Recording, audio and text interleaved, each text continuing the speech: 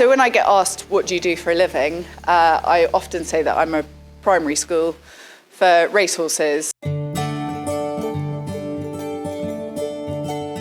They'll come to me either when they've been bought at the yearling sales or if they've come in from the stud. They generally would have never have had a rider or any tack on them. They might have been lunged, but that would probably be about the extent of it, maybe driven a little bit. Most of them that have come from the sales, because they've been handled and they've been lunged and driven already, they'll take a lot less time. It'll be a quite quick turnaround to get a rider on top.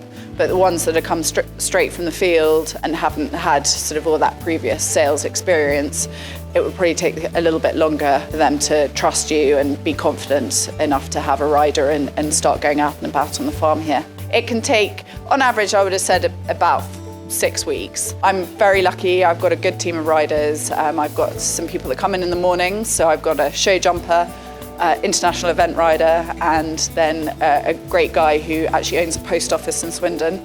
So they're my morning crew, and then in the afternoons I've got 2 riders that come in from Roger Charlton's and another one that comes in from Tom Dascombe's. They're good riders, and it's just trying to find a good balancing act. You know, when you have a good one, it can become quite obvious, and it's lovely to be involved in this stage where they are blank canvases. You don't know exactly what's going to happen and how their life is going to unfold, and you're playing a key part in that as well.